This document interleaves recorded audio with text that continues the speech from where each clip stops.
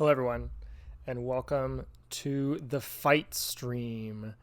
Cam and I are taking a bit of a intermission, I guess, from Elden Ring because, I guess a couple of reasons. One of which is that stream has been going on for a very, very long time, our longest game that we've played through by far.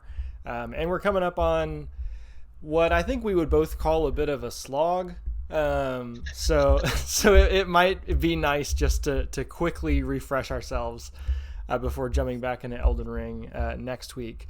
But we are going to play fighting games, which is a thing that has been a long time. I don't want to say like long time coming, as though I've been planning it for a long time, but it has definitely been requested by many people who watch stream for a long time, including Cam. You've been a very vocal advocate for Swaff playing fighting games.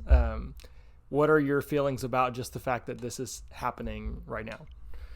I'm excited. I think it'll be fun. I think it's a neat. There's a lot of crossover. There is, yeah.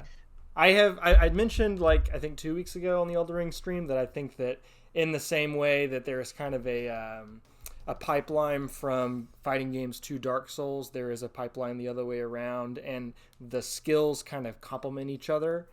I have felt myself being kind of better at Dark Souls since playing fighting games. For sure, yeah.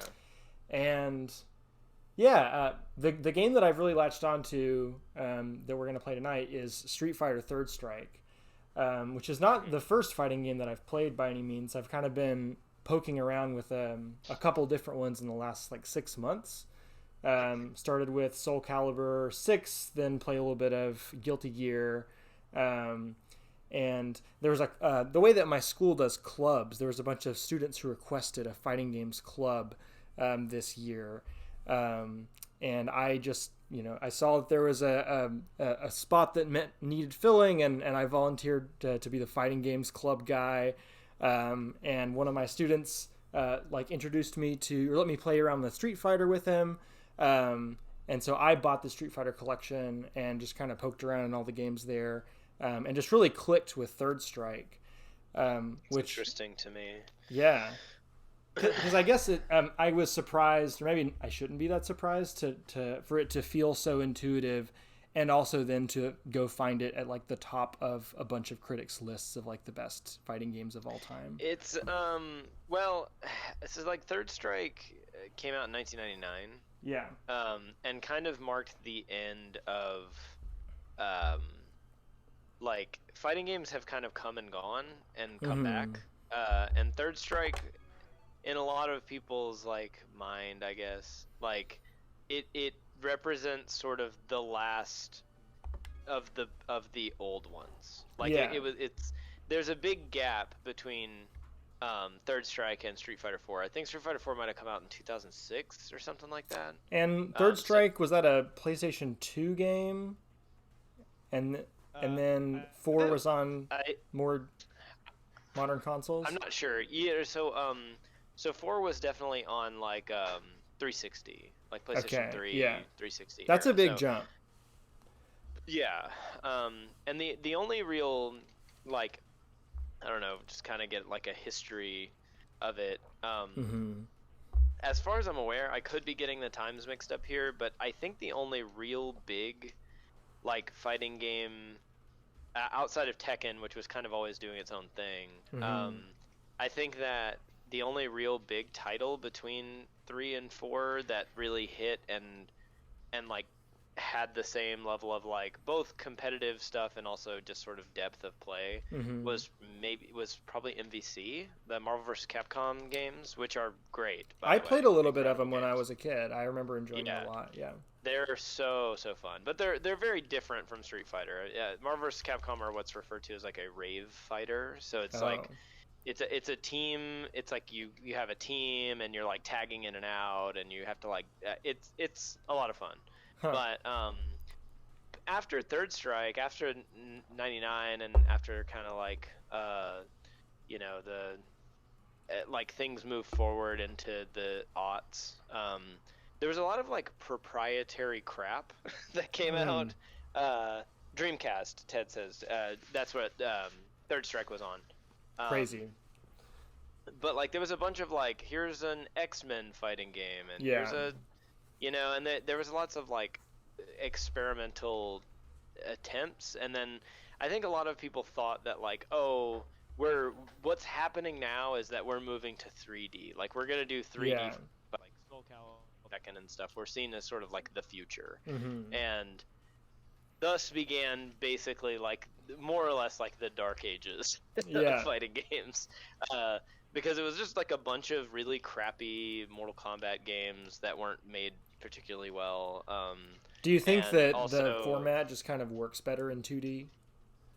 I think that it offers different things, right? I guess the best way to think of that is like this: like having it 2D automatically takes away a lot of things, right? And it sharpens design a lot.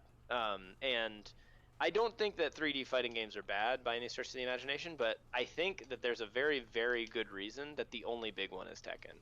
And it's not just because like, oh, whatever, it's been grandfathered in. No, Tekken is a really, really good game that's designed really well and so meticulously. And it's like to do the 3D like 8-way run thing properly, like it just takes a completely different type of design, and I don't think anybody except for the Tekken team has like really cracked it properly. And you can't like just ape it, you know what I mean?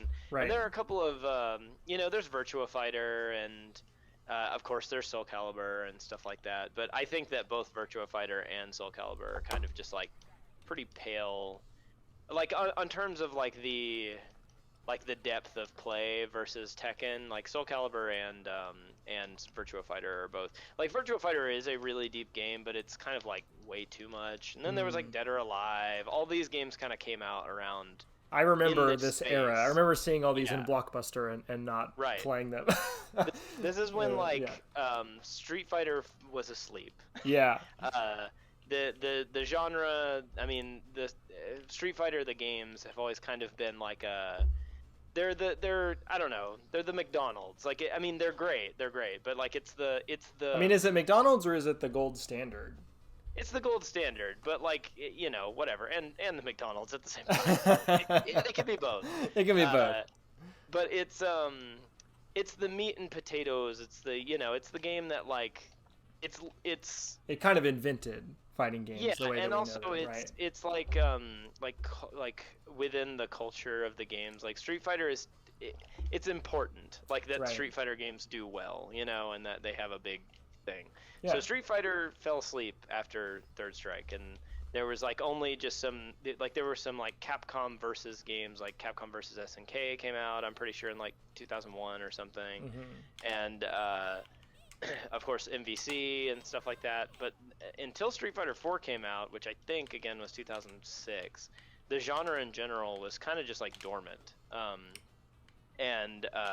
Like there was still some like hardcore competitive stuff, but a lot of that hardcore competitive stuff was people playing Third Strike. So and they just kind of kept playing it until 4 came out. And so it's just kind of interesting. Like Third Strike, it's interesting to me that that's the one that you've kind of latched onto, because I love Third Strike. I think it's a lot of fun, but it does have some like hallmarks of the old way of design and stuff like that have kind of fallen out of the way things work now. Well, I wanted to play the Street Fighter games in general, because I guess I have felt a little overwhelmed with the other fighting games that I've played. There just is so much other stuff like stacked on top of it, aside from just the standard mechanics of what a fighter is. Sure. And I know that 2 is kind of the thing that codified a lot of things about the genre, but that just kind of felt a little slow and old to me, honestly. And then when I finally found this one, it felt like everything that I wanted these games to be. Like it felt really tight. The animation is beautiful. The pixel art is amazing. Like it feels really good to play. It feels really responsive. And like the character, it's a very small cast list. You can kind of like learn all the characters pretty well, and they're all pretty interesting characters.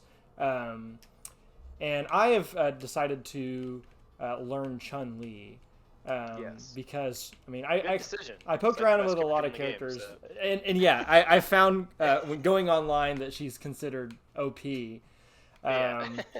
But also I've found like a good starter character because like she does have a lot of options that do just kind of like let you panic and flail a little bit. She is so fast. She has one of her combos is just like I press my kick button a bunch of times and I do this. Yeah. But she also, I guess most of the characters in Street Fighter, from what I can tell, have a pretty limited list of moves, which has been helpful. When I was playing Soul Calibur, it was like, okay, I'm going to pick one or two of these to try to learn because there's way too many and they're all ridiculously complicated. Yeah. I mean, Chun-Li has like realistically 5 speaking, moves. yeah. Realistically speaking, that's what most people do with games like this too. Is they just learn the one, or they'll learn one character really well, and then they'll maybe mess around with another couple. But like, it is really important in fighting games in general to kind of like hone yourself and like rein yourself in and pick one or maybe two characters. Otherwise, you spend so much time across so many characters that it can really like hurt your development. So much of becoming good at the game is developing muscle memory, and so if your brain is like mixing up which combos go for which character. Less so that, and also just like the most important resource in fighting games is experience. And so like the more time you're giving to multiple characters, you're just spreading yourself out a little bit. Part of the reason that I think that Third Strike is such an interesting game, I guess, and it is because of the cast being so small. But also there are several characters that like there's still several Shotos in this game. And what is a Shoto? A Shoto is like Ryu. It's like Ken, Ryu. Sean in this game is a Shoto. Oro is kind of like considered a Shoto. Akuma is definitely a Shoto. It's like basically a character with like a good anti-air, a good fireball, and then like maybe a combo tool or two. Like they're like the standard. The meat and potatoes fighter. Honestly, like literally, like Ryu, the character, is the character from which every fighting game character is defined. Right? Like people like, no matter if you're playing Guilty Gear or Street Fighter or what, like you gotta kind of give it to them that like, I mean, Ryu, every single character is Ryu doing something else. Like, so like you're taking some things away and giving other things back. But it's all design-wise like based on him. And so Shoto is basically the characters that don't really deviate too far from that base set of like abilities, Well, I've been playing reversal. Ted does a reversal, anti-air, the DP, like your uppercut. Shotos always have a reversal, usually have a fireball, like stuff like that. I guess it's also worth noting here that there's just so much terminology to learn in fighting games. Like that was one of the things that felt intimidating about getting into them. Is like there's just so much shorthand to learn, and like in community terms for things that I'm just like picking up on here and there as I'm watching YouTube videos and looking at wikis and things like that. I'm also not like involved in the quote unquote community in the way that I know a lot of people are. I'm mostly just playing arcade mode on the games that I've been playing. So I wanted to start the stream by just playing through arcade mode as Chun-Li, and just kind of talking about the different characters and matchups and things like that. And then we can kind of get into some fun PvP or training stuff if you want to do anything like that, Cam. But yeah, I'm going to fight for my first stage. I'm going to do Yun. I like 12. 12 is cool, but Yun is the character that I tend to have a harder time with. So I really always want to practice on him. I should also mention, I maybe should have mentioned earlier, that there in this fighting game club that I'm involved with at school, we are currently doing a Street Fighter Third Strike tournament over the course of a couple weeks. And so I'm partially using this stream as a way to train for that tournament. I am intending to win. I really want to bully some children. in this game. How many rounds have you guys done? We've only done. What do you mean, like how many have I done, or how many has the whole club like, done? how far up has the bracket of the tournament gone? We're still in first rounds right now. Okay. So I've only had one fight. I won it pretty handily. But there's in a club like this, there's always a combination of students who are familiar with the game in question and students who are picking up a controller for the first time. Right. Whenever they're called up to do their round. So it will get more interesting as we get into second and third rounds. Anyways, this is Yun. What's his Very deal? Cool guy. We don't have to make this like a lore stream or anything, but I am Right. curious like who the various people are I'm coming up against. Third Strike, funny thing about Third Strike is that until 5 came out a couple of years ago, Third Strike was the game that was like the furthest ahead in the continuity. So like even after 4 and stuff like that, like Third Strike was basically like supposed to be a new generation of people, Right. which is why basically it's like Ken, Ryu, Chun-Li, and like everyone else is new, right?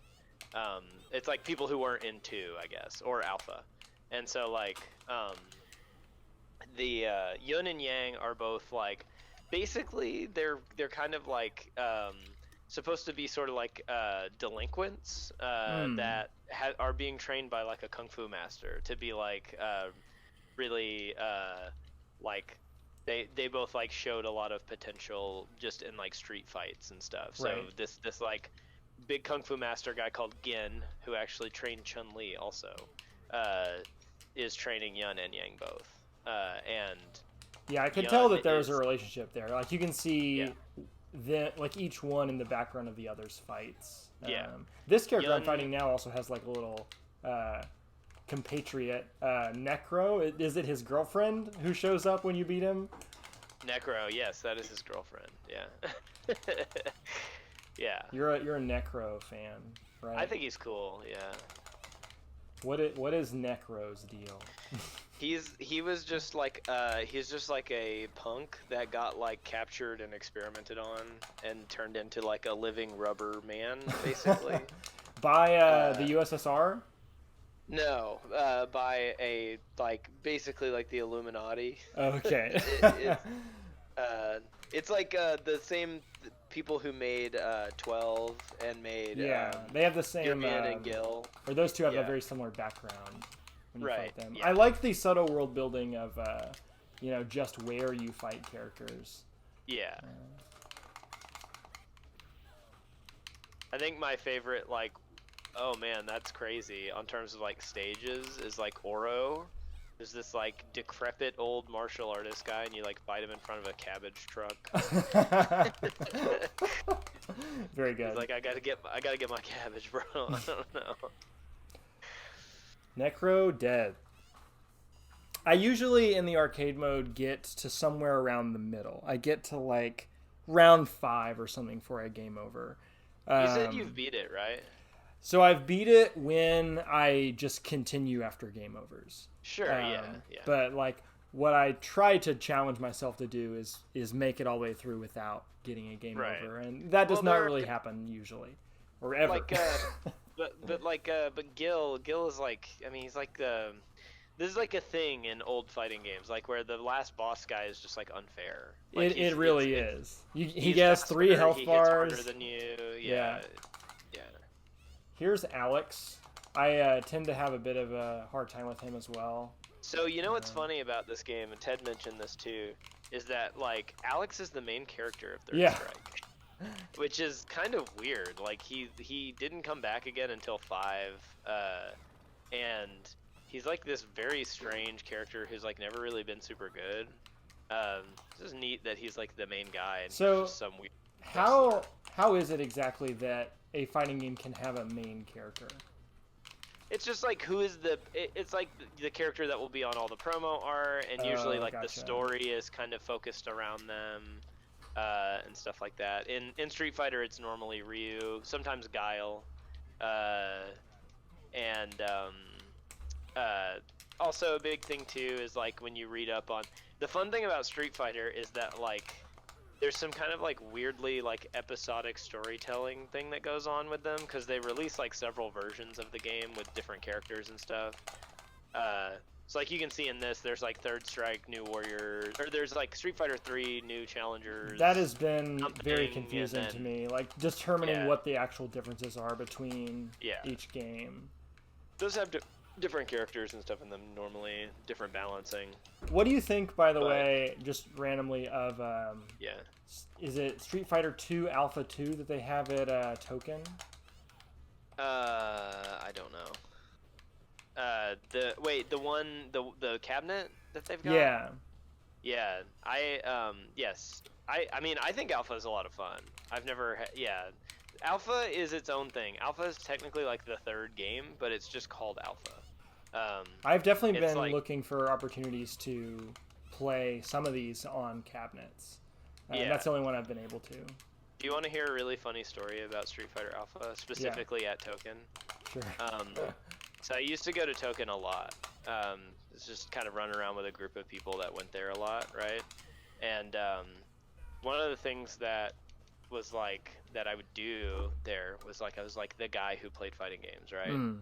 And so like, you know, everybody would be like, oh yeah, I'm really good at fighting game, whatever, blah. And I would be like, you're probably not as good as you think you are, that sort of thing.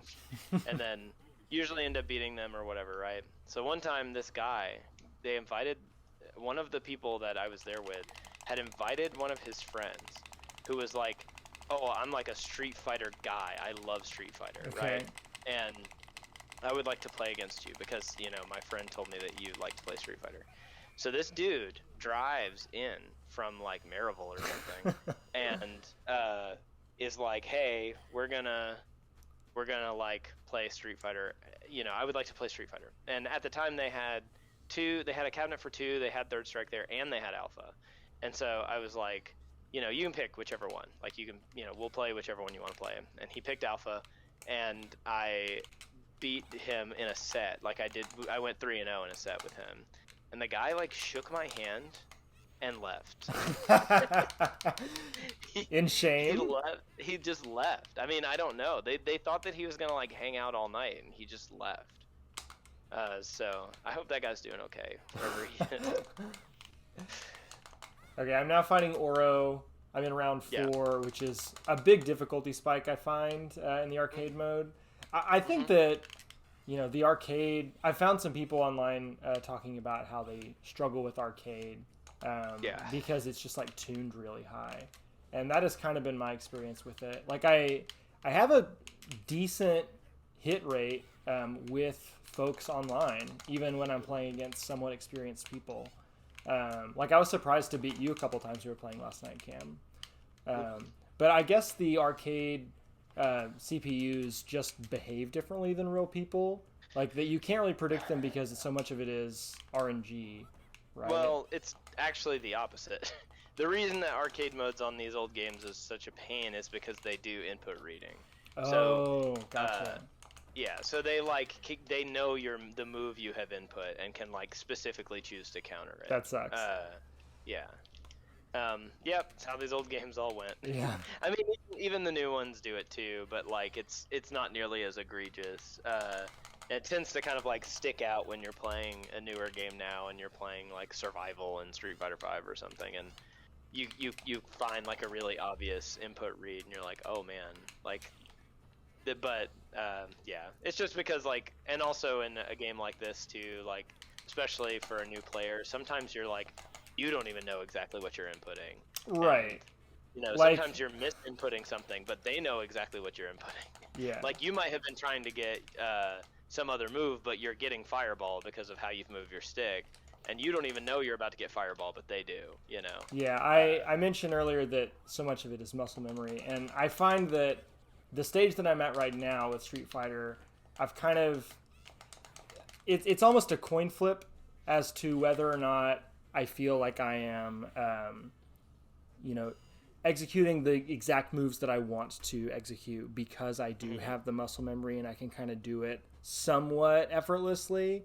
And then me getting into, like, I guess what you could generously call a flow state or ungenerously call, like, just button mashing. Yeah. But I think that I do kind of like find myself sliding back and forth between those things because of the way the muscle memory works. Anyways, there's my awful arcade result. I got to round 4 and died. But I don't know. What do you want to do, Cam? Do you want to jump on and do PvP with me? Do you want to fight? Sure. Talk about more people in arcade?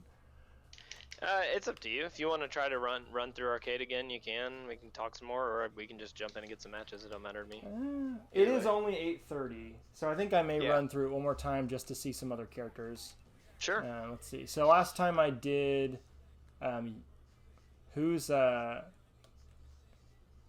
Yun? I did Yun last time. Now I'm gonna do Ibuki. I think that's how you say her name. A character that I thought about playing because she kind of handles similarly to Chun-Li, but ultimately I found her combos a little bit more complicated. Yeah, you have to work harder for damage with her than Chun-Li. Yeah. Yeah. So you played Ken all the time? Ken, yeah. So back when I played Third Strike, this was like back when all I did was play Ken. Like I just would never even play other characters ever. It's kind of a if it ain't broke, don't fix it type of thing. Right. Was my feeling. I played Ken in 2 because I had an older brother who played Ryu. So. Nice. I just kind of like stuck with him when I played Alpha and Third Strike as a kid, and so like I don't know, I just kind of have like some like the muscle memory with him. If Third Strike were to come out today, I would never pick Ken. Really? I mean, just because he's Ken too like he's just too simple. Milquetoast. Yeah. I mean, not milquetoast at all. I think Ken is pretty cool, but I just like he's too straightforward. I'm not really a like rush downy type of player anymore. You tend to like really kind of like gimmicky characters or just silly zony characters, right? I like zoning. Yeah, I think zoning is a lot of fun, and it's also like a way to. It's an interesting way to like engage with the formula of fighting games. But I mean, I like to play a lot of different characters, but the sort of like simple Shoto is sort of not really my MO anymore. So yeah. I mean, the same thing happened in MVC. Like I really like Captain America. There's just like kind of a character I liked, but also like he's just really simple and straightforward. And so, right, so we are now. But if sorry, go ahead. No, you're good. I was just saying we are now on to Dudley, who is a character I think I would like to play around with at some point. He seems very fun. I love Dudley in 4. Last night when I was playing with Ted, I was like, man, I cannot turn it on with Dudley in this game like at all. Really? I don't really know what it is. His like timing feels weird. Something to do with like the animations or something. I'm probably just like so used to him being like in how he handles in 4 versus this. He and Alex both are heavies who can kind of very quickly close distance. And so it can be hard to know when they're about to hit you from far away. Right.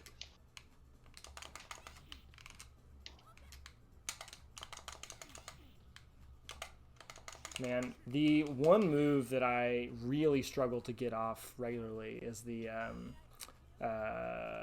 what is it? The bird kick? Spinning bird kick. Yeah. I don't know why I can't get the timing of those two buttons together down. Though I have heard that Third Strike is pretty precise with its input windows compared to a lot of games. Yeah, I mean that's kind of another one of the reasons I think it's interesting that you gravitated towards it, because I mean it is kind of like a pretty unforgiving game in a lot of ways. It really like expects you to know the genre really well. It's not like a great entry point. You know what I mean? I guess that's what I mean. Yeah, it just felt to me like obviously there's going to be a learning curve, but this felt like the best thing they made in this format. Definitely of this era, I would say so. I had a similar experience playing Castlevania Symphony of the Night, and then getting a Castlevania collection and like going and poking around in the older games and like them just not feeling like they have that level of polish. Oh yeah, I mean, I think I am more surprised that you haven't gravitated towards a newer fighting game. That's what I'm saying. Really? Yeah. Definitely not an older one, because outside of a couple of like edge examples, I think that this is. I mean, if you're talking about the polished part, this is about as polished as it gets. Yeah, I mean, I really have a soft spot for this beautiful, intricate pixel art. That I think has been kind of lost in a lot of mainstream games since we've kind of jumped to 3D being the norm. Anyway, here's 12. He's a wild and crazy guy. I really enjoyed playing around with him when I was first experimenting with characters, but he is like clearly very unconventional. So I ended up gravitating more towards something that was more standard and maybe wanting to branch out to something like that later. Whoop. Whoop.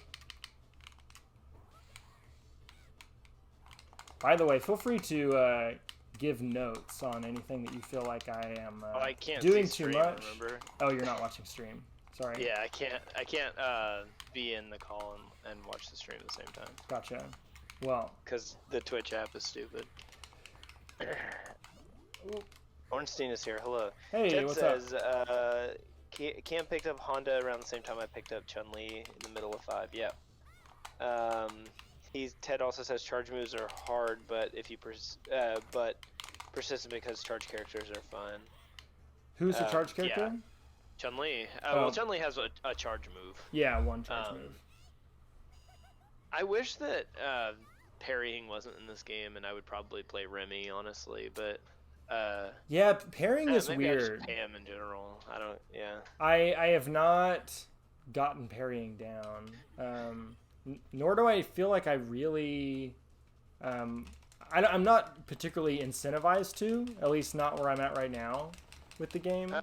Well, like the thing about parrying in this game is that it's really simple. Like it's pretty easy to do, and it's kind of one of those things where it's like because it's there, it automatically like turns a couple of things sideways. Like zoners in Third Strike are notoriously very weak because you can't really like use fireballs a lot, because if you do, then people just parry them and they get meter for it, and yeah.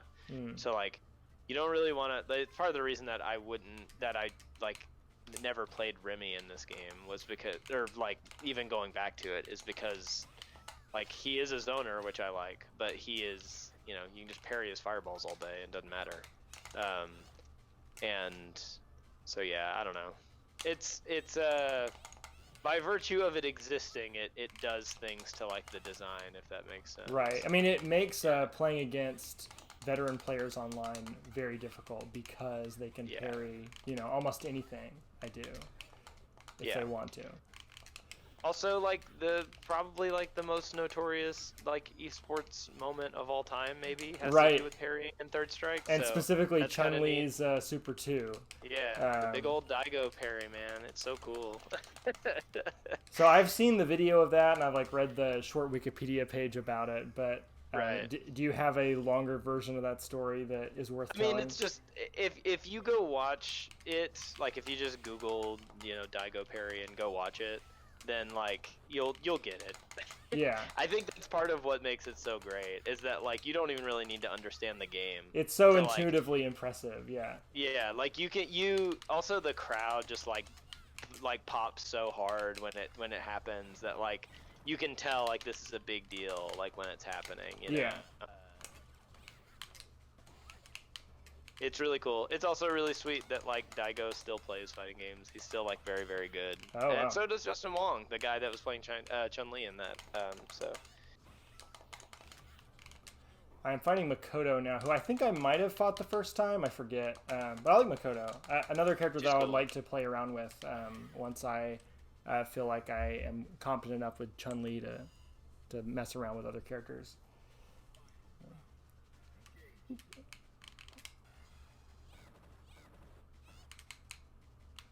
Yeah, getting in that super has been a big challenge for me. Like finding the window where I won't get blocked.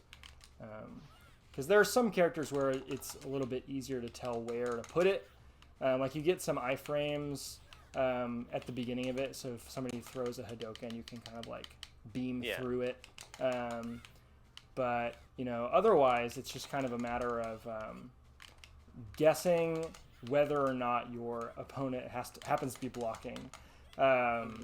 And with Chun-Li, there's also a hit confirm thing you can do if you are really fast on the super, but I am not.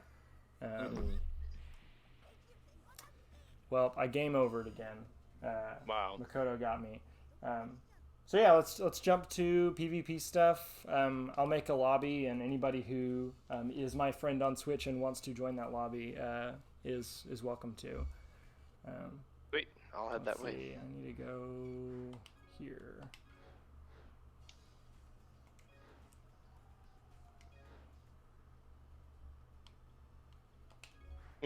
Yeah. A funny kind of thing about that, I guess, like talking about the like Daigo parry thing, is that like Daigo himself, the player that was playing Ken there, he's kind of like got this reputation, of like that he is maybe like the most intelligent person alive, maybe, because his like understanding of like fighting games in particular is so like complete that like there are times where he does things that like when you are watching them, if you like fully understand the game, it's like the equivalent of watching a like a batter in baseball who always bats right-handed, just like walk up and randomly stand left-handed, and you're like, what is he doing?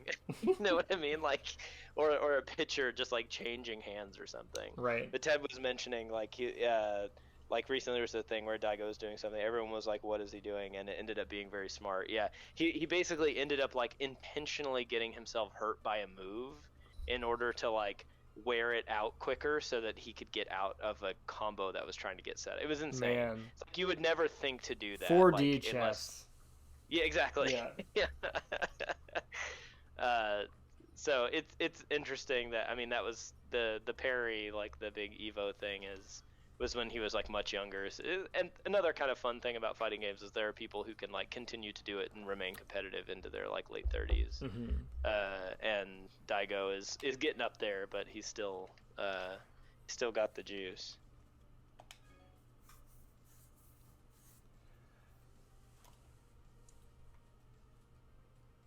Feel free to spring some of these. I did not mean to pick this.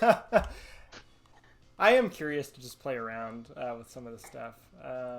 Who should I be?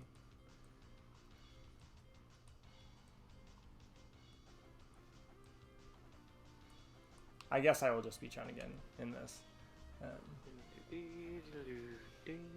Dalsum seems like when I have played in arcades, it always feels like almost unfair to the person I'm playing against, because range is just like such a thing that you don't really know how to deal with unless you know specific specials and things like that.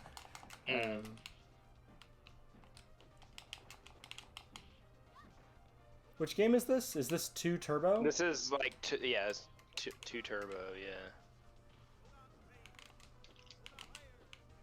Look on fire! What's the matter, dude? What's that over there?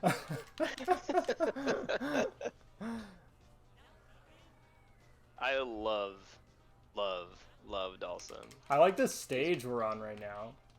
We're just partying. I am. What if you were in a street fight and somebody pulled one of these on you? Just dove through the air at you. It was just like, hey, I'm coming. I hope you're ready for this dive attack I'm about to do. What if they did this? Gotcha.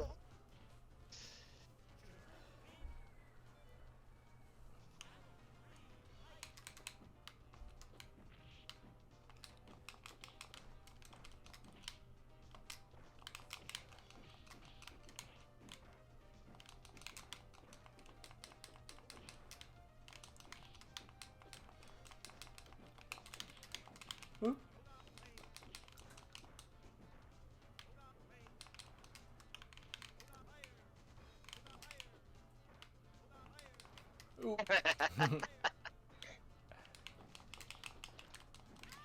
You got me. Okay, I do have a counter for like wins and losses, so I will count that as a loss, even though it was not in third strike. There we go. Ted is going to be joining us here soon.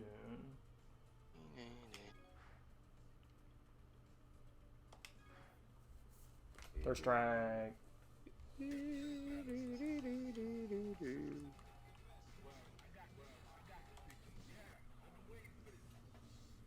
Ooh.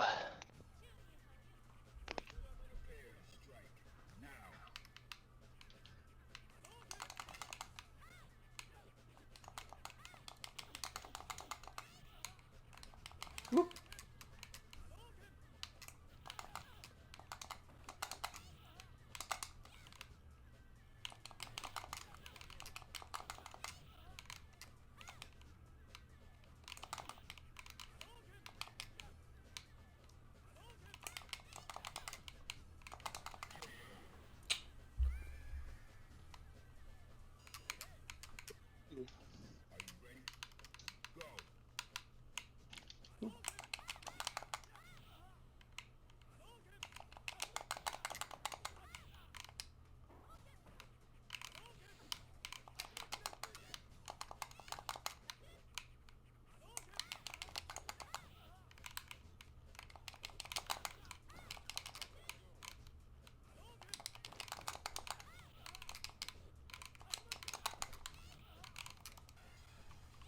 Oh man. My favorite move that Chun-Li has is the like the, I guess it's called one heavy kick, where I'm like going back and heavy kicking. Oh wait, no. Forward heavy kick. This one. Nobody ever sees it coming. No one ever dodges it.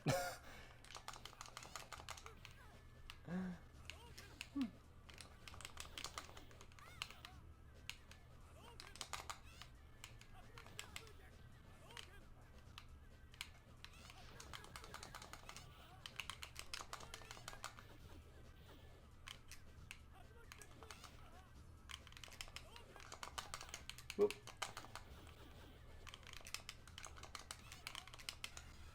No.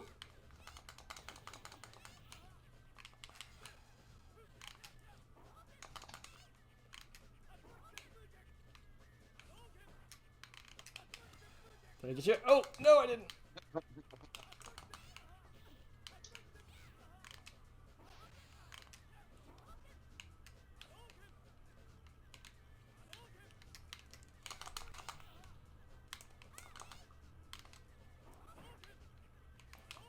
Oh, so close.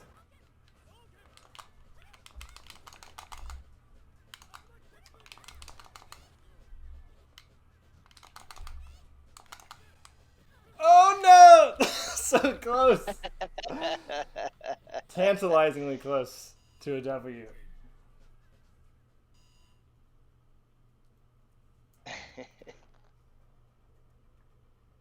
Okay, so initial notes. What should I be doing more? What should I be doing less? I need more time. Yeah. I need to watch you a little more. Okay. It's a little difficult for me to tell. I don't really know Chun-Li super well. Gotcha. So I guess I'm just thinking more like generalities. Right. Blocking I don't versus going on Right. the offensive. I don't think that there's anything, generally speaking, that I would tell you that you wouldn't know already. Mm-hmm. Does that make sense? Like on terms of just like jittery, Yeah, input like stuff. just trying not to. Whenever we played Guilty Gear together, you mentioned that like I should not be attacking every time I have an opportunity to attack, and that is a habit that I'm breaking myself of. Right. Yeah, I think you're playing relatively patiently, especially compared to when I played with you before. Yeah. Also, when you get caught out, Mm-hmm. don't try to just like brute force your way back out of it. Sometimes you need to just like hold down back. You know what I mean? Like if you try to just like mash out of it, you'll get caught with something else. I find that, I mean, I guess this is a thing that is unavoidable, but when I get caught in a corner specifically, I like struggle to, you know, actively get out without, you know, just getting myself stuck back in again. Right. Yeah.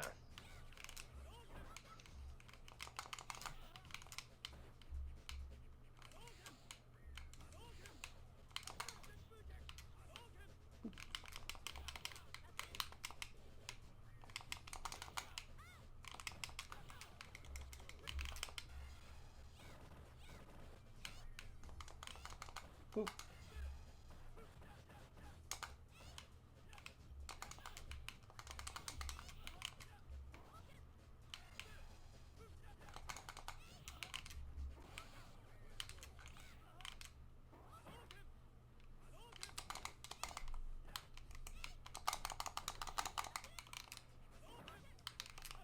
Oh, that is the worst thing I do. Supering when someone jumps. Like, oh, they're jumping. I have a second to do this, but that is the worst second to do it. Oh. Yeah, in general, raw super is kind of a bad idea. Yeah. Like just kind of throwing that bad boy out without like knowing what's about to happen. How do like, you go about like becoming certain of that? Is it hit confirming? No. Well, sometimes it is. Sometimes it's like, well, I'm going to tap you a couple of times. Normally, it's like, okay, let's scramble a couple of times. Let's get into these situations, and I'll see what you do. Like, I'll poke you a couple of times low, see what you do. I'll like, tap you a couple of times up high, or try to overhead you, see what you do. And then, once I think I have a good idea of how you're going to react to me running pressure, then I'll start trying to, like, work in the, you know, the pattern breaking stuff. And supers are just kind of part of that.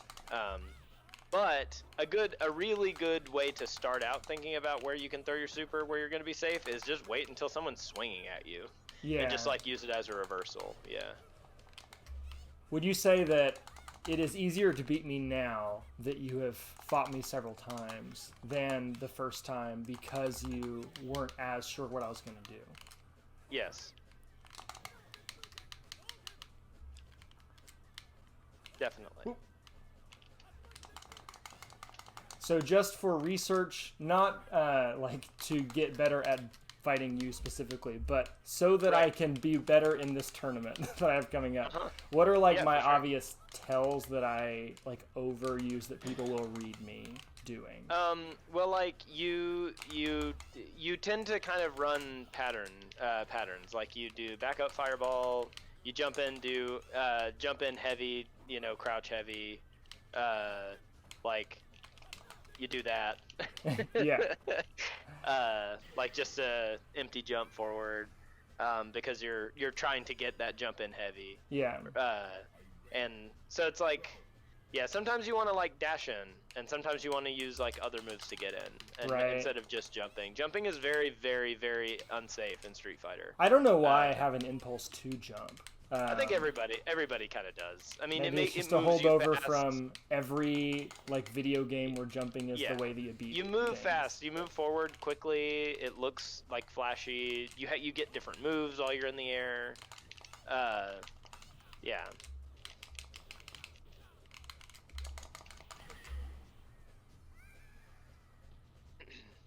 It's a bad night for the counter people.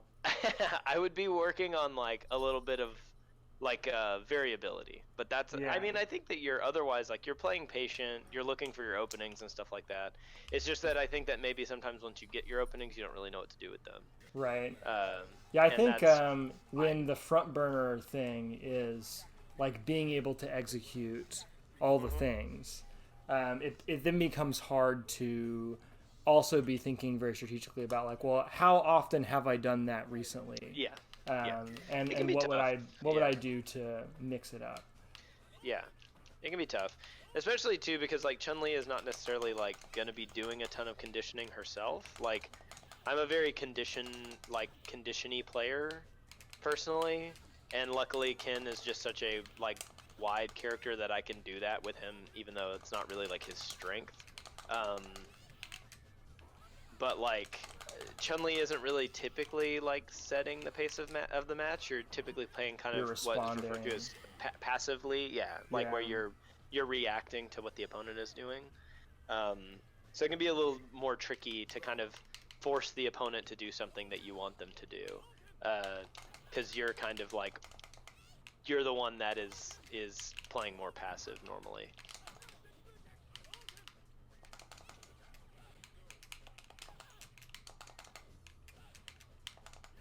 Ugh. Nice escape. Yep. And then immediate super into a jump. Maybe not a raw. Maybe wouldn't have gone with that raw super. Yeah. Hey, where's Ted? Where is Ted? Taking care of a baby, maybe? That's possible. Is Ted taking care of a baby? It could be. It's more likely than you think. Oh, it's necro time.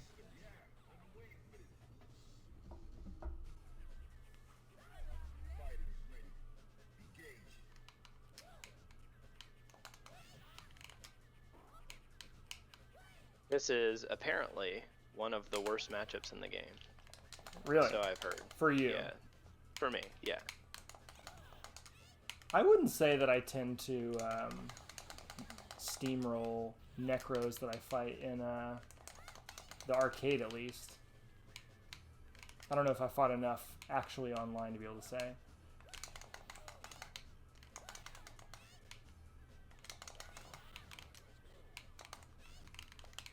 Nope. Stupid.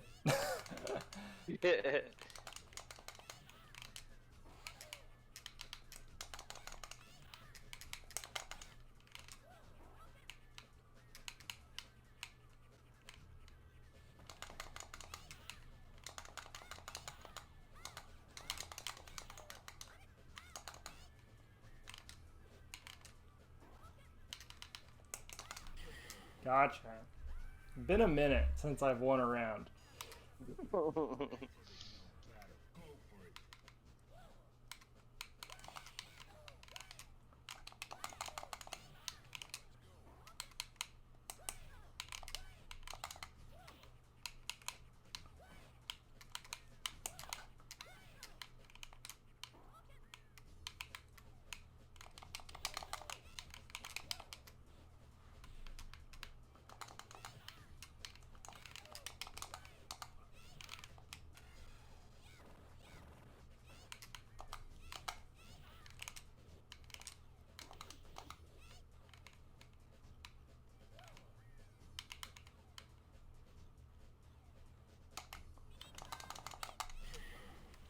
Nice. Yeah, that's tough. A single W. Chun-Li can just duck under like his big like check button. So that's I can see why people say that now. So what are the good and bad matchups for Chun-Li in the meta? Chun-Li only has one bad matchup. Okay. Chun-Li's only bad matchup, I think, is Yun. Oh, okay. That would make sense why I struggle with Yun in the arcade. I think every single other character she is favored. But yeah. There were some students in the club last week saying that Remy was considered the worst in the game. Is that true? Yeah, it's because he's a zoner. It's because he's like a hard zoner and you can just parry all his crap. You hate to see it for Mr. Blue Hair and Pronouns. He does look incredible. I like. He does have pronouns. There are some pronouns involved, I believe.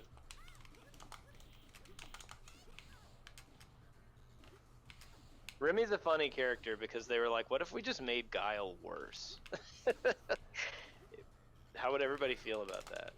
And everyone was like, we would not like that. We would like Guile to be good. I have heard a lot of references to Guile, but having not played a game he's actually in, I do not know how Remy he's that boy, man. You'll see one day. Guile is that dude. He is like, I don't know. It's hard to describe. He's like he's a zoner, but it's like honestly kind of like the zoner. He's like he's like, I mean, him and Dawson both, but they're two very different kinds of zoner. Guile is very defensive, and he's also got an extremely tight kit. That like Dawson kind of almost has like too many tools, honestly. But like Guile has only got a couple, and so you're just using those. Whoop. I don't even know what this is. Okay.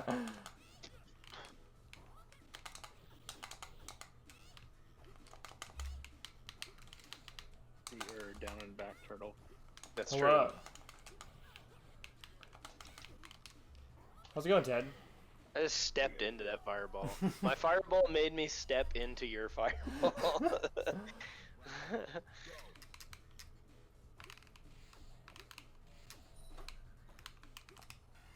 Nope. Stupid. Oh, I thought about doing that. Well, I thought that you were gonna throw another one, and then I was gonna get in the iframe window. Oh my god. Wait, is Remy's flash kick not a reversal? Oh my god, that would be so funny. I'm pretty sure you just hit me in the opening frame of it.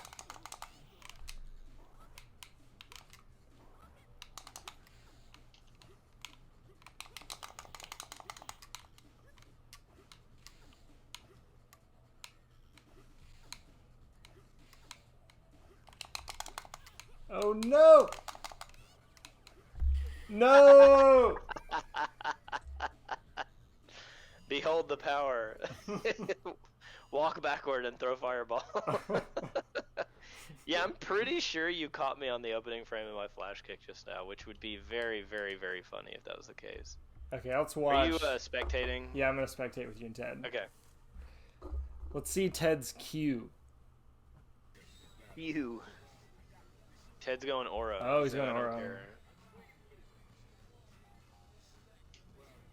Ted said, "I'm not your monkey. I'm gonna do whatever I want." I was Tedder- playing the game last night and I got my Oro a little tighter. where I want Nice. Oro seems very cool.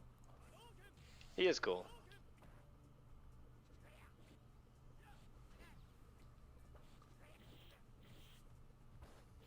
it. He does the chicken dance.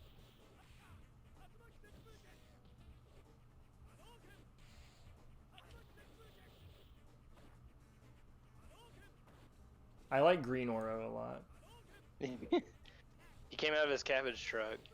He's like, "I've been cabbaged."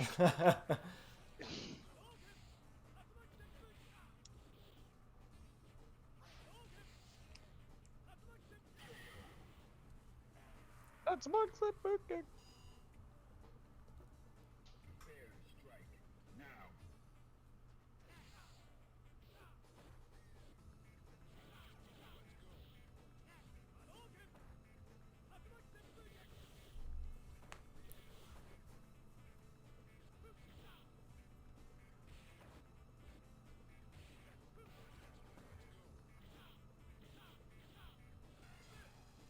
See, like that, Andrew?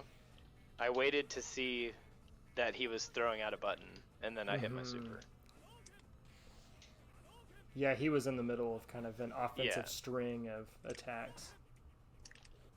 Oh, I thought you just punched that. You threw your fireball. I was like, did you just punch my fireball?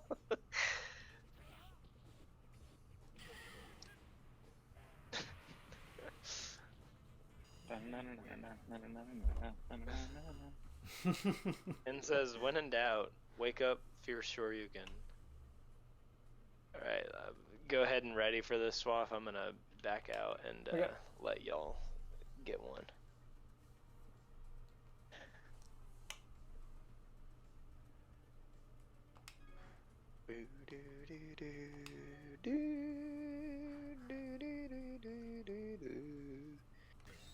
I do like you, but he's very bad. He is very bad. He's also very big. Like, he's way bigger than he should be. Alright, let's fight the green Oro. At the cabbage truck. It just says Brazilian Cafe on it.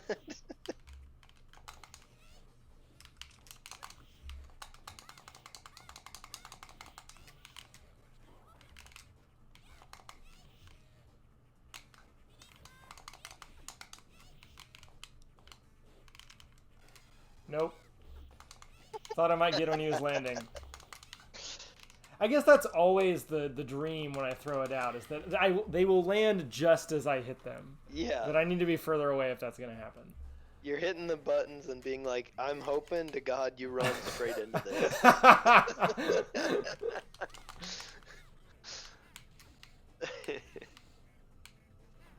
I love that Oro's fireball in this game, Ted, just looks like an unfinished asset. They just are like, it just looks Here's like a blinky light. It's just an orb, yeah. All the other fireballs look like something, but his is just like a will-o-wisp. Yeah, we didn't feel like texturing this or doing anything with it, so here you go.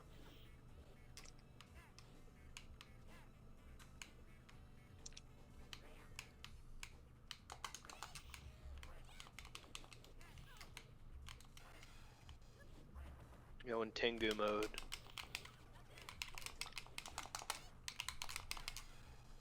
Oh, one of these days, I'll get a super off. Well, it's because I had my super up. Yeah. Oh, you were blocking it? double. Oh, the jump!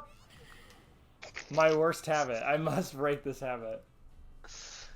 The green Oro is giving, like, He-Man villain to me. It's like...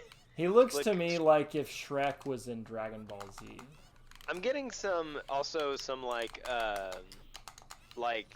early era Teenage Mutant Ninja Turtles villain type of energy out of it too.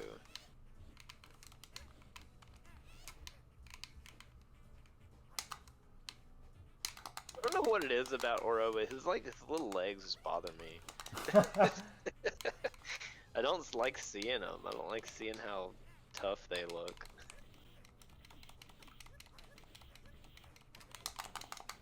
Oh, you got me. God. Overwhelmed by Oro. Yeah. All right.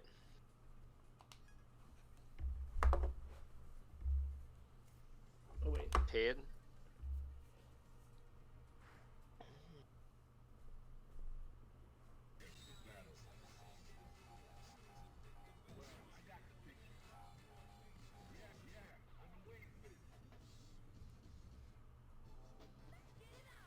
Let's get it on.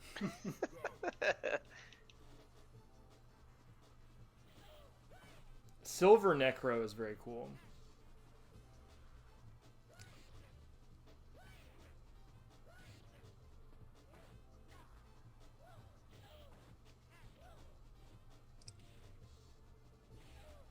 One of the things I need to work on with Oro is getting out his command grab.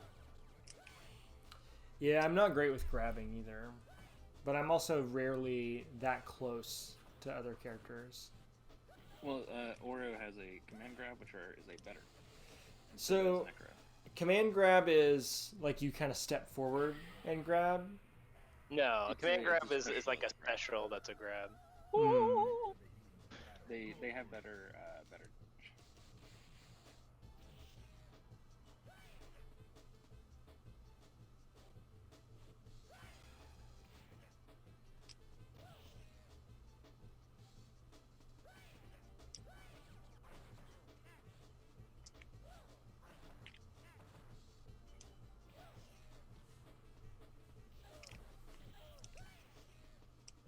Yeah, that little jab where he does his elbow, that's part of his chicken cat. What a ridiculous super.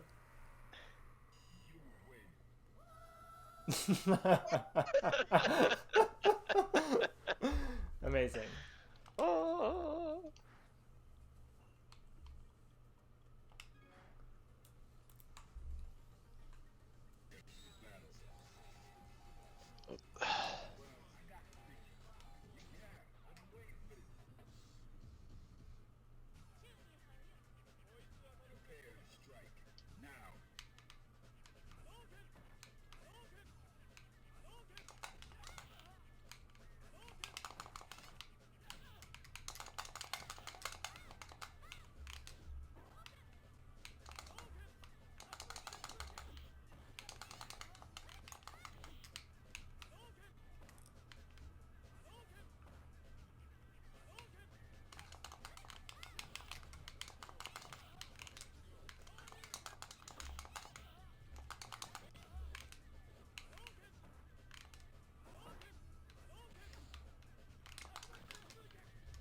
common thing you might catch people with Swaff is wake up reversals. A lot of people like to do them. So a good thing to kind of do sometimes is be up on someone and just blocking. So then they wake up reversal and you can catch them in something meaty. So define reversal for me. It's a move that has invincibility on startup. Yeah, so that you can throw it, and if somebody tries to hit you during the startup frames, you'll hit them instead. Which my Super 2 do does. a good amount of damage too. Yeah. So how do I know which moves have that?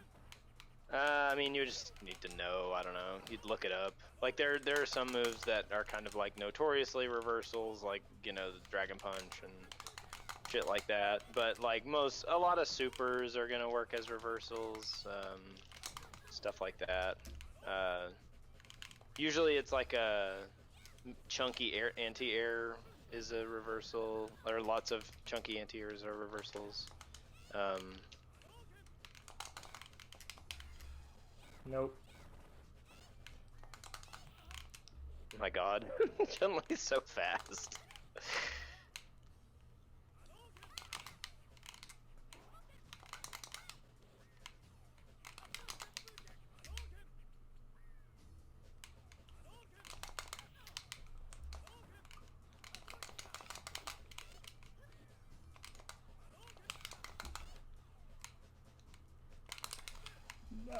Nice.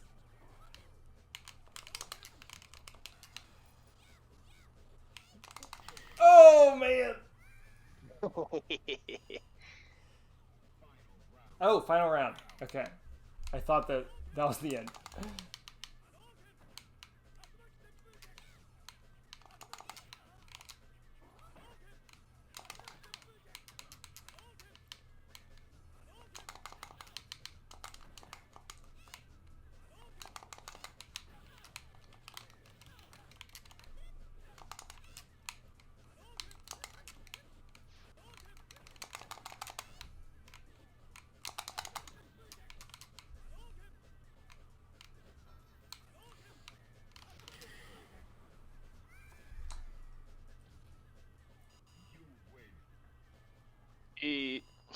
So one thing that I'm finding that I'm struggling with is like kind of getting stuck in that being held at bay position.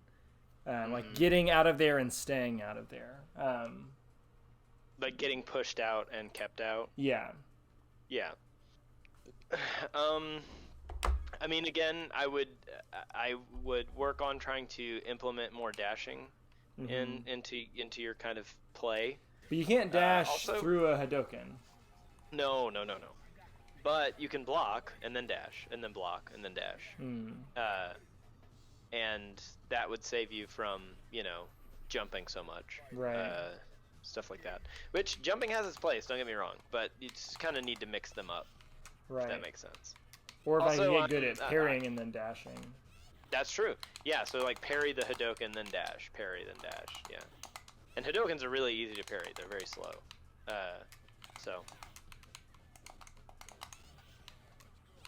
A big reason a lot of people do jump in, I wanted to say this earlier, but I forgot to, was that it's one of the few ways to get an overhead.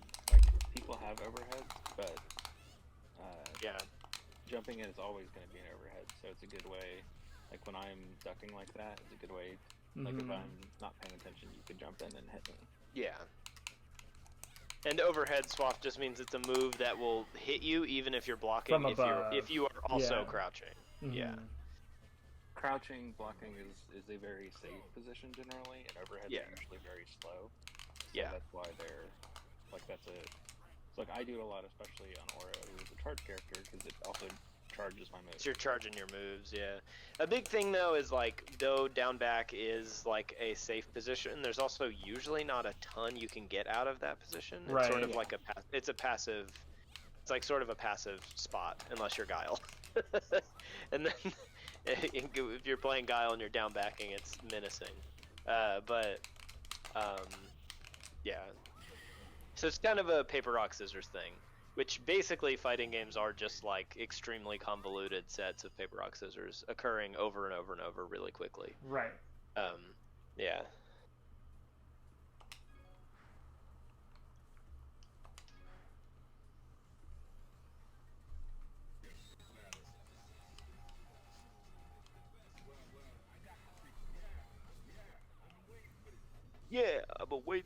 So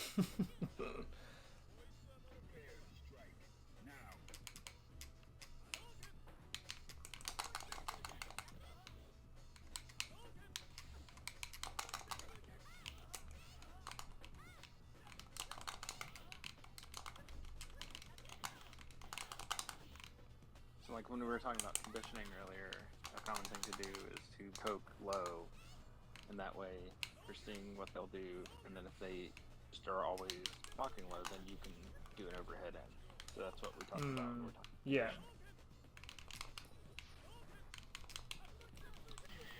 I just was mentioning because you guys are both kind of doing it. I don't know if I'm doing it intentionally. Well, I mean, most people, like, when something is successful, you're like, oh, I'll do that again.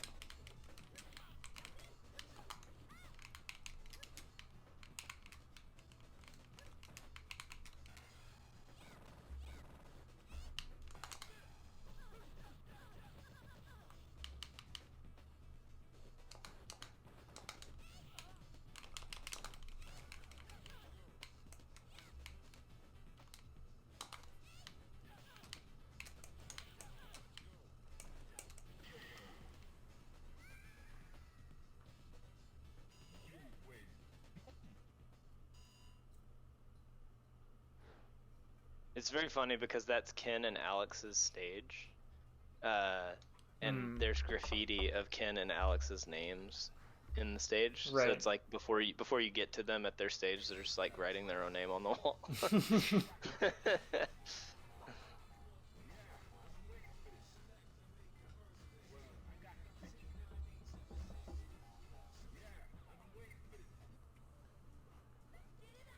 Let's get it on.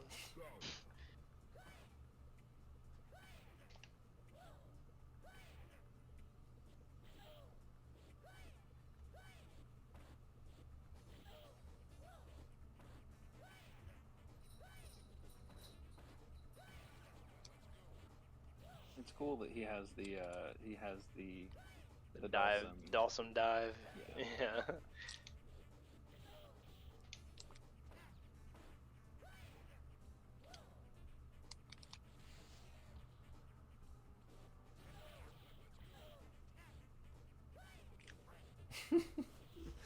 Such a silly move.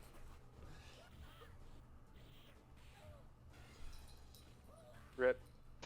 Yeah, Hurricane Piss. Oh. You know, Necro is really the Godskin apostle of Third Yeah. Strike. Yeah.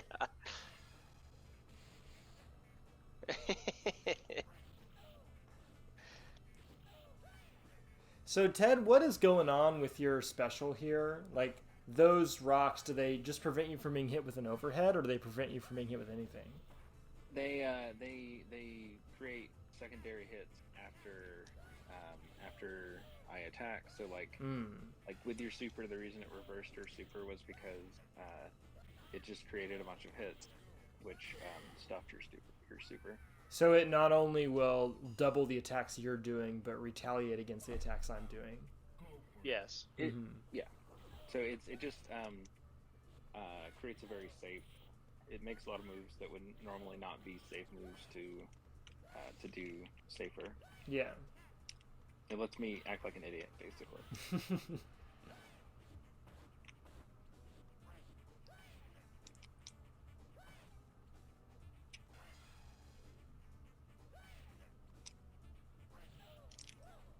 I really like Oro's jumping animations. I just like the way he moves. Mm-hmm. Uh-oh.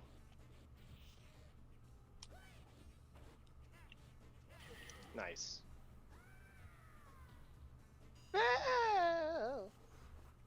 So a lot of people really hate playing Cam with zoners. I actually like it because I find that it's one of the more, like, the matchups I do better in. Yeah, like, I mean, I will say, just as a caveat, the zoners in this game are really bad. That's true. Like, they're really, really bad. Necro is really bad. He doesn't have tools to, like, cover himself right. It's a very, very, very big difference between playing like Axel and Guilty Gear and playing Necro here. Yeah, for sure. Where I'm kind of like, I hope I hit you with this one button, and if that doesn't work, then well, that's about it. That's about all I got. I think Axel is the one I have the hardest time with, but he's like I know, yeah. I know that I've had a pretty good time with Dulce in the past. Yeah. I tend to have a hard time with Elena. And like I definitely have a bit of a rivalry with Ted's Elena. But she just moves in a way that is unlike any other characters, I feel like. She has a really weird way of getting at range. If that makes sense. Like, it's not just she can hit from far away, but it's like the particular angles, and she's like doing a lot of diagonal, circular stuff. She's what a lot of people refer to as like a spacer. Like, it's just a character whose main their bread gets buttered by like having these big weird hitboxes that they can try to like poke out at you and like outrange a lot of your moves and try to bait you into running into them. Yeah. It really is. I mean, it's basically like mid-range zoning, essentially. Very similar. It's also, I like them a lot because they tend to really stuff fireball characters. Yeah. Like, a lot of fireball characters will throw fireballs at very unsafe ranges.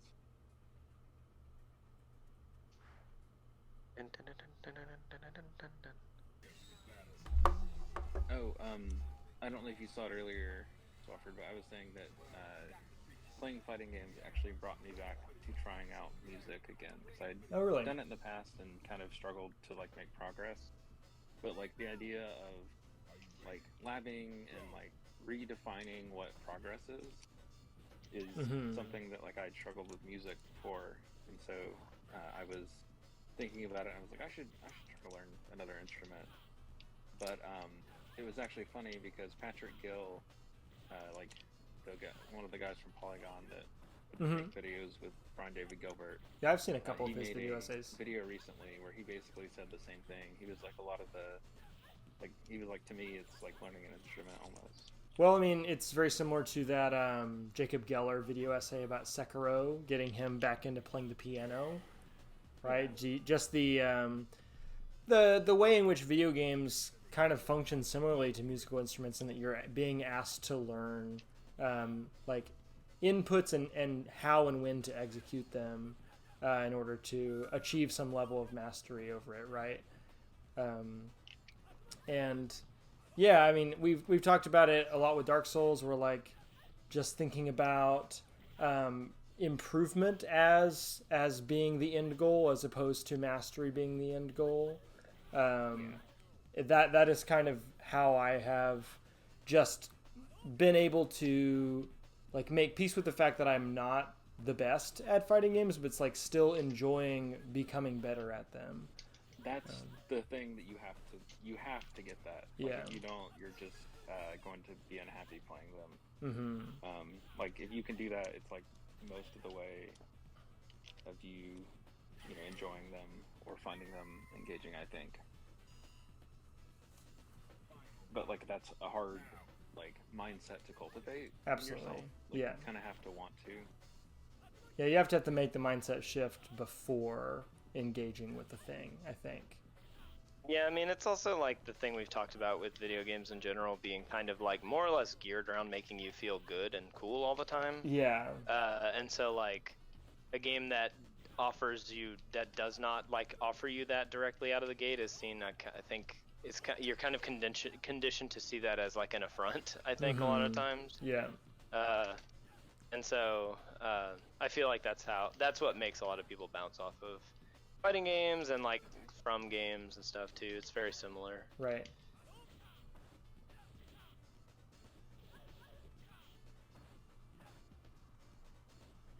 You will also notice, Swafford, that in this game, both of my characters that I play a lot have very weird supers.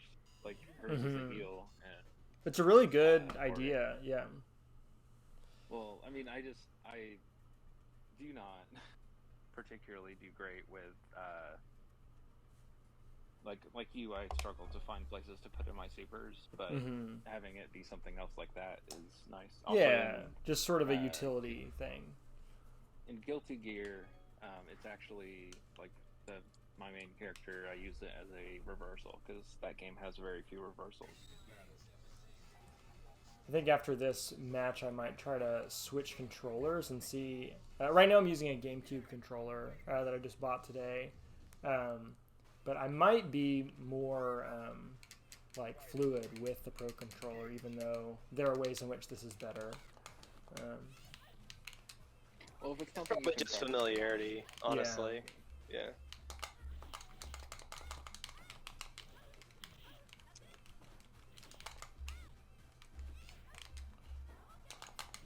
There is a very fun YouTuber called Deb, who is a VTuber, and her icon is a big-titted cow lady. But she has some of the best articles on like philosophy and like psychology with fighting games, where it's like talking about that stuff we were talking about, where it's like getting a good mindset and like having the right like headspace for it. Yeah, you should link me. Love to read that.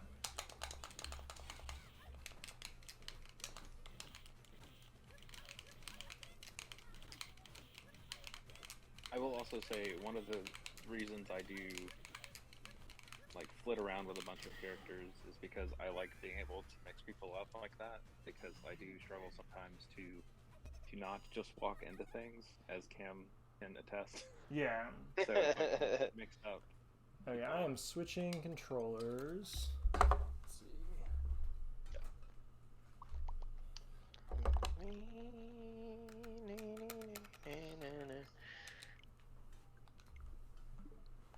I'm gonna have to switch my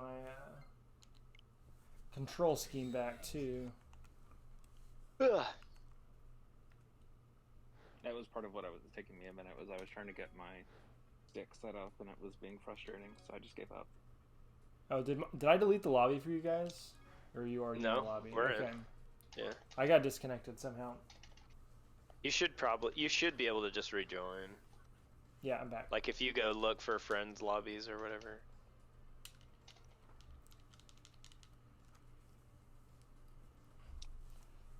It's very silly that if you don't choose to spectate a game, you can just kind of see the health bars move down.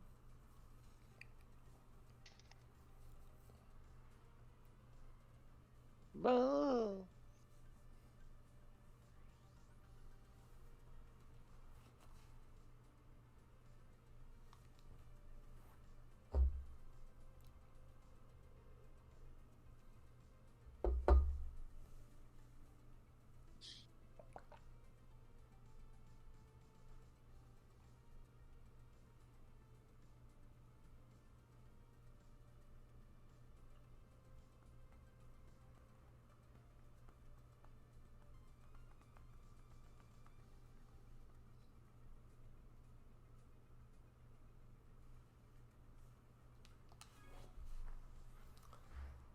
Okay, give me a sec to do controls when we open here. I don't know if it will let you, but maybe will it it not?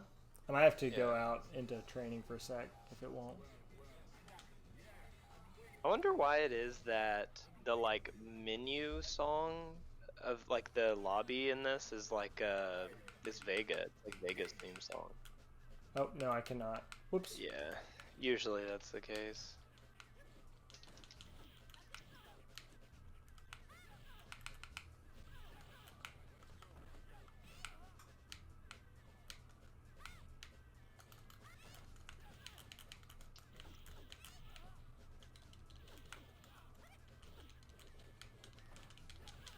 Yeah, now I'm trying to play with my GameCube control scheme on a different controller, and it feels very weird. Mm-hmm.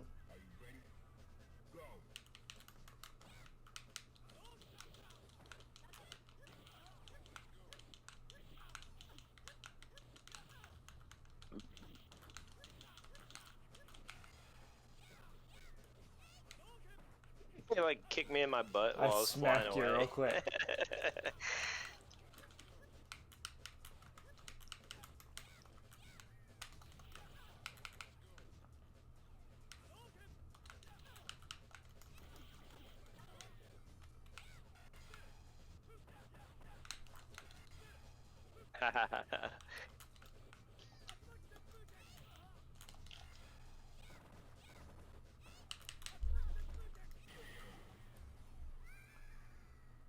All right, I'm gonna leave again and fix control stuff. Alrighty. Boop-a-doo-doop-a-doo.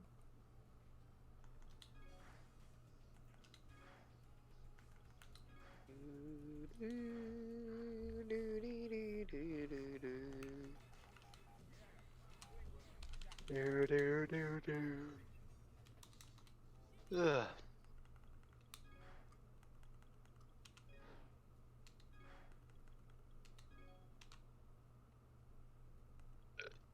Let's get it on.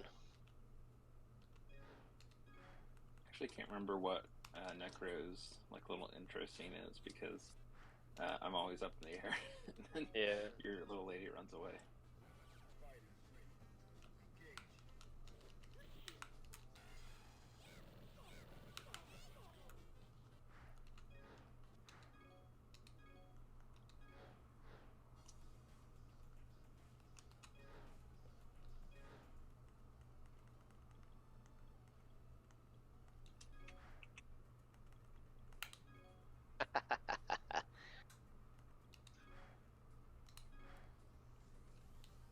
Out of my way.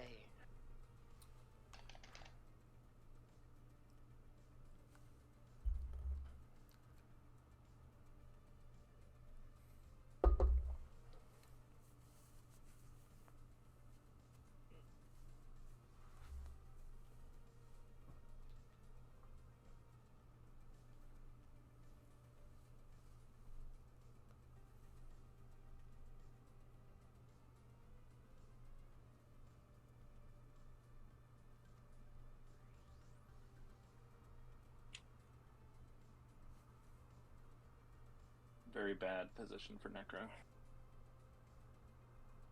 Everywhere on the map is a bad position for him. Well, in the corner with Tengu Stone up is not a great one.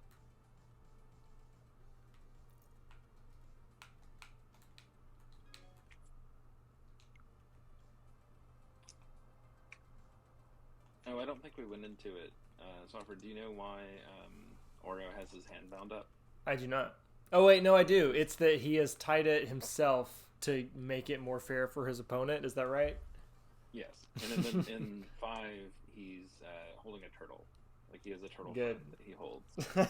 And every move, he has to figure out what he wants to do with the turtle.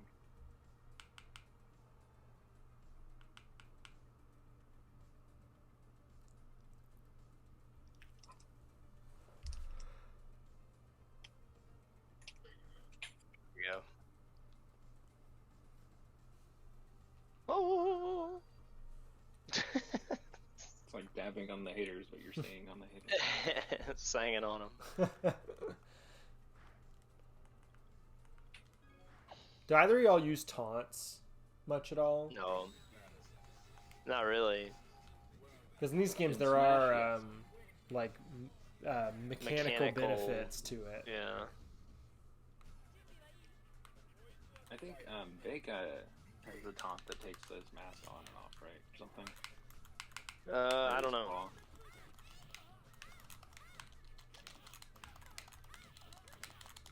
I think like Vega always has a mechanism to take his claw on and off because you don't want to lose it.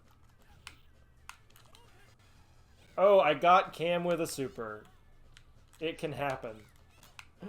I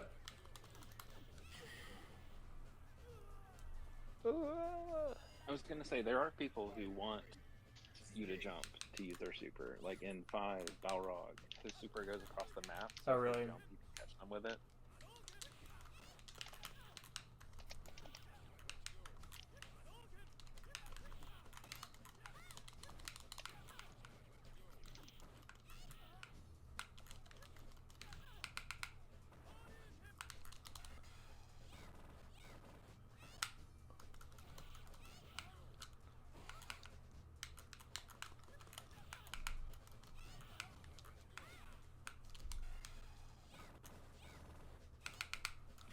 Oh, Falcon.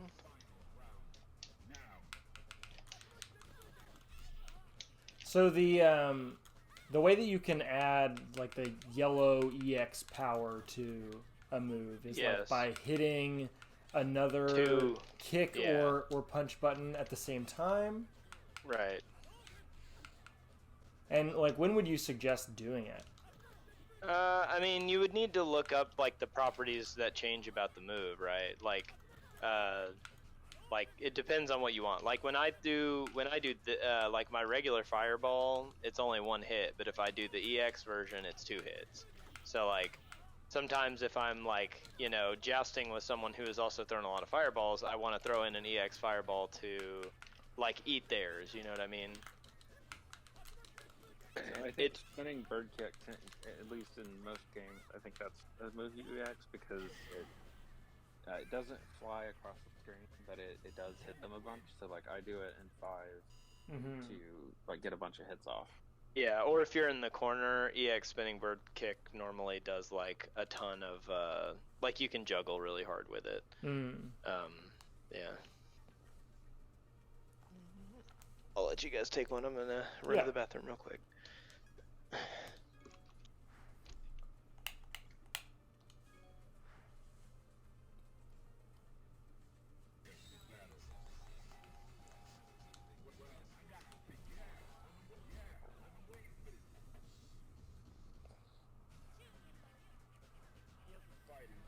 My goal this match is to get you with my command grab. All right. Good luck. I'll try to do it myself. Oh, there it is.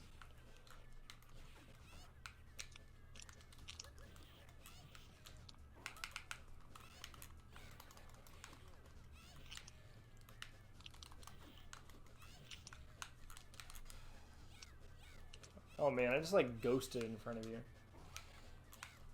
I was trying to grab you and I was being an idiot and couldn't do it.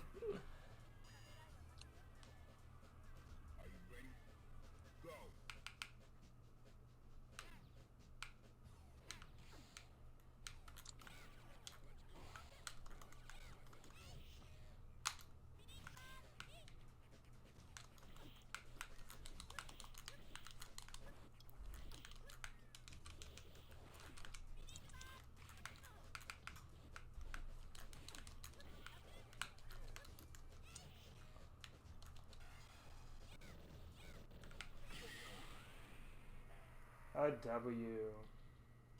Yeah. Oh, that was quick. Okay.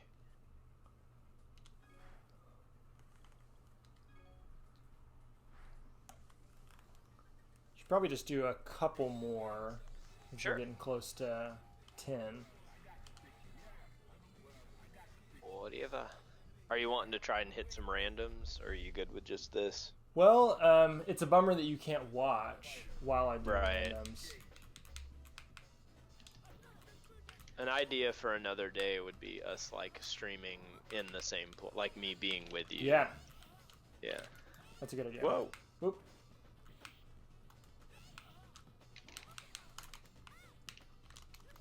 You have another tournament at your club. Yeah, I think they're. What are you guys doing? Like 1 round a week or something?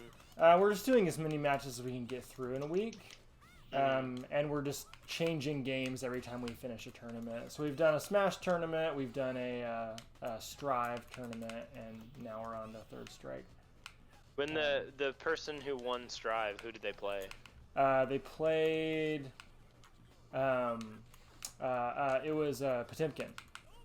Oh, amazing! Second place was May. Good for the Potemkin player. Yeah. You love to see it. That's a Potemkin 1 May 2 is good for gorillas. Yeah, that's Real gorilla hours. And the Smash winner was Sephiroth. Nice. Has there been any repeat offenders on like the win? Or do you guys have like any virtuoso players that tend to be good at all of them? Or... I mean, I can tell who like plays more seriously, I guess, than other people. Yeah. Like there are actually a lot of folks in the club who don't really know the definition of a fighting game. Like, sure. There have been somebody said like, "Well, is Pokemon a fighting game?" And I like, no, obviously it is not a fighting game. Just like watch what like 2 fighting games look like, and you know Right. that that's not what Pokemon is. So I think that there's a pretty broad range of what kind of like video game fans show Sure, up yeah. for the club. Oh, I Probably missed also, my like, just spectating people- opportunity. You missed your People, spectating opportunity? Mm-hmm. Oh. That's not good. It's okay. We'll make it quick.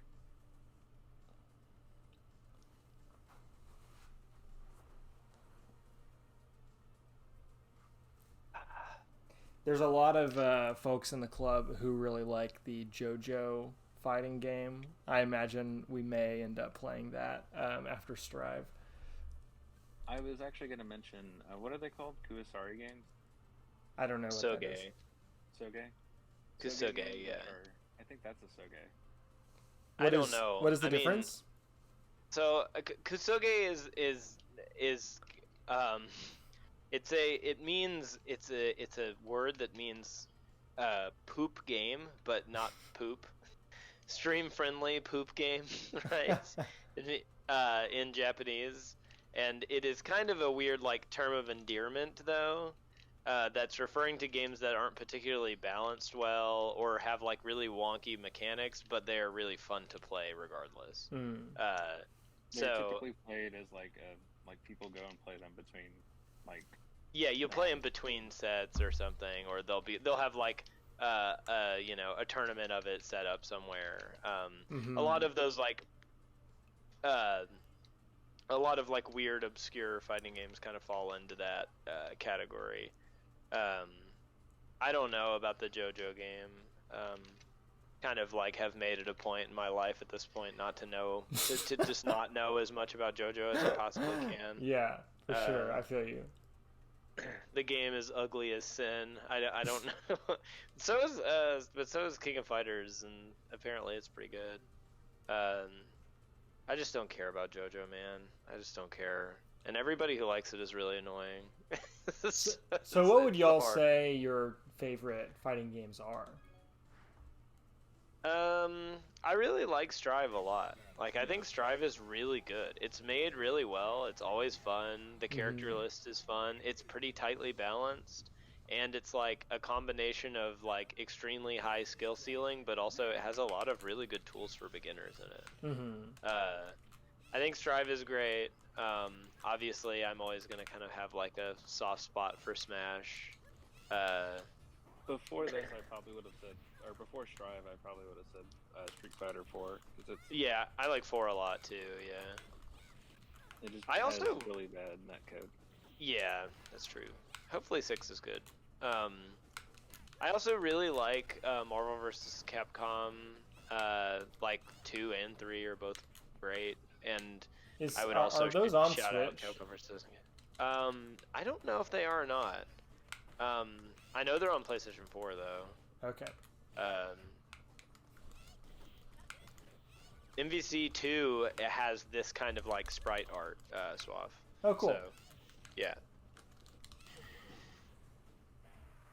Also, in that game, if you're playing as the Hulk, one of the Hulk's supers is he jumps into space and grabs a meteor and then hits the stage with it, which is great. Look at that.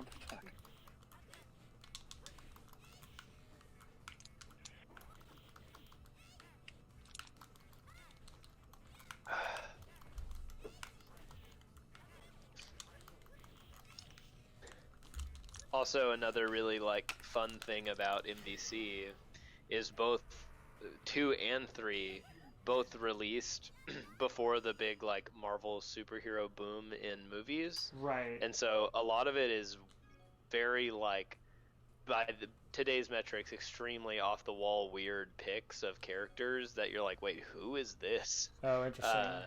It's very like 90s comics focused.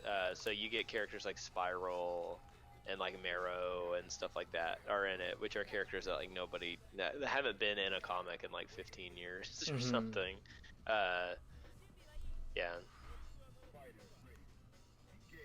Yeah, I would like to play around with it. That'd be fun. Yeah. They're really fun. It's very different. You want to talk about like complicated? they're very yeah. complicated. Yeah, but you know, it's part of the fun, I think.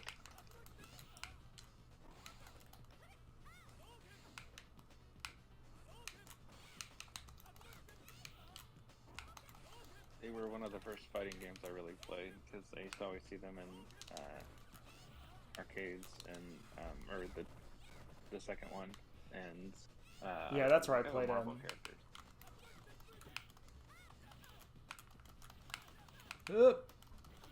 No. Yeah.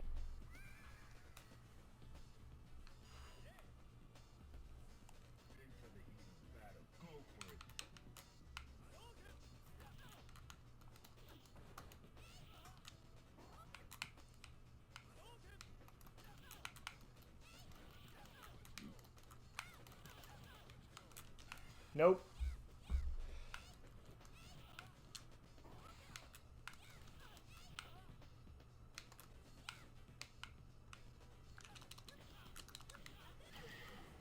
So another thing, Swaff, Yeah.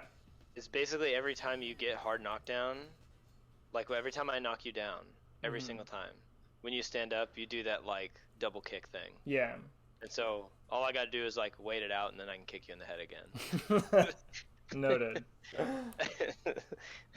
So again, like just variability. You know what I mean? Like in general, whether it's there or approach or whatever. But I think you're doing really well, honestly. Well, thank you. I appreciate it.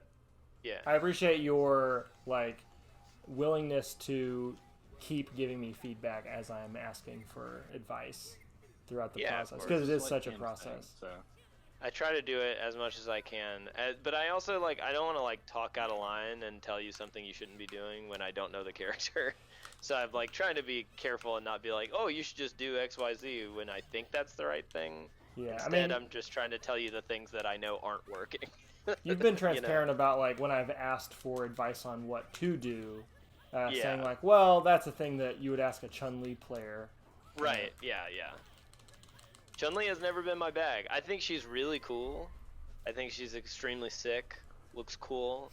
We love a big, fast kicking lady, right? Mm-hmm. But I've just never been. She's never been my style. So I've never really I've just never really played her that much. No, I just did 2 supers under a jump back to back.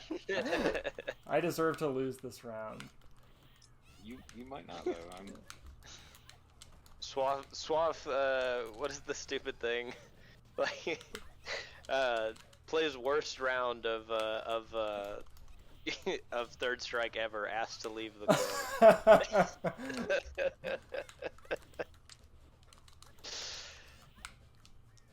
Got you. Nice.